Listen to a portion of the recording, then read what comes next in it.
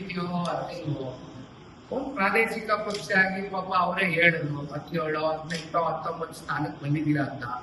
ಸರಿ, ಹೊಸದಾಗಿ social media ಒಂದು ದೊಡ್ಡ ಸಂಚಲನ ಸೃಷ್ಟಿಯಾಗಿದೆ. ತಾವು ನೋಡಿರ್ಬೋದು ಒಂದ್ 2-3 ದಿನದಿಂದ ಕಾಕ್ರೋಚ್ ಜನತಾ ಪಾರ್ಟಿ ಅಂತ ಅಲ್ವಾ.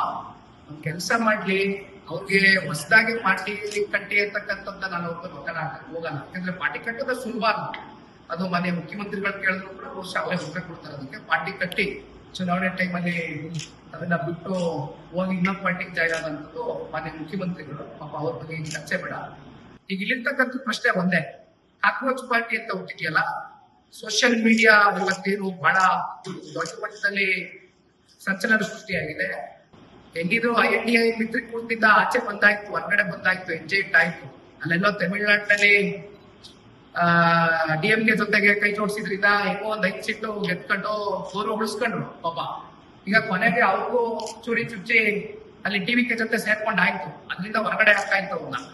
ಹೌದಲ್ವಾ? ಒಂದ್ ಕೆಲಸ ಮಾಡೋಣ, ಪ್ರಾದೇಶಿಕ ಪಕ್ಷ ಕಟ್ಟಿ ಅಂತ ಆ ಒತ್ತಡಕ್ಕೆ ನಾನು DCM ಅವ್ರನ್ನ ಸಿಕ್ಸೋದಿಲ್ಲ.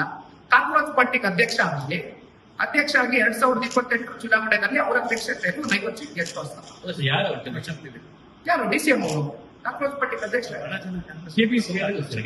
ಅಲ್ಲ. ಅಲ್ಲ ಸಾರ್, ನಮ್ಗೆ ಕೇಳ್ತಾರಲ್ಲ ಪ್ರಾದೇಶಿಕ ಪಕ್ಷ 17 ಸೀಟು, 1 ಸೀಟು, 2 ಸೀಟು ಅಂತಾರಲ್ಲ. ಈಗ ಅವ್ರಿಗೆ ಯಾಕೆ ಒತ್ತಡ?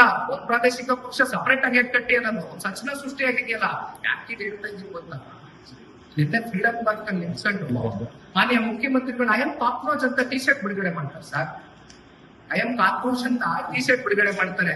ಸೊ ಎಂತ ದುರಂತ ಅಂದ್ರೆ ಕಾಂಗ್ರೆಸ್ ಪಕ್ಷದ್ದು ಸೋಷಿಯಲ್ ಮೀಡಿಯಾದಲ್ಲಿ ಆಗಿರ್ತಕ್ಕಂಥ ಒಂದು ಸಂಚಲನ ಏನಿದೆ, ಅದ್ ಏನು ಎಂತ ಆಡ ಅಲ್ಲ ಡೀಪ್ ಅನಾಲಿಸಿಸ್ ಮಾಡ್ದಿನ ಹೋಗಿ ಆ ಟಿ ಶರ್ಟ್ ಇಟ್ಕೊಂಡು ನಿಂತ್ಕೋತಾರೆ. ಅಲ್ಲಿ INDA ಮಿತ್ರಕೂಟದಿಂದ ಹೊರಗಡೆ ಹಾಕಿದ್ಮೇಲೆ ಇನ್ ಯಾವ ಹೀನಾಮಾನದ ಸ್ಥಿತಿ ಕಾಂಗ್ರೆಸ್ನವ್ರು ಬಂದ್ಬಿಟ್ಟಿದ್ದಾರೆ ಅಂತ ಪಾಪ ನಾವು ನೋಡಿದ್ರೆ ಅವ್ರು ಬರೋದು ನನಗೆ ಆತಂಕ. ಅದಕ್ಕೆ ಅಲ್ಲೇ ಅಧ್ಯಕ್ಷ 50 ಸೀಟ್ ಗೆದ್ದು ತೋರಿಸ್ತೀವಿ.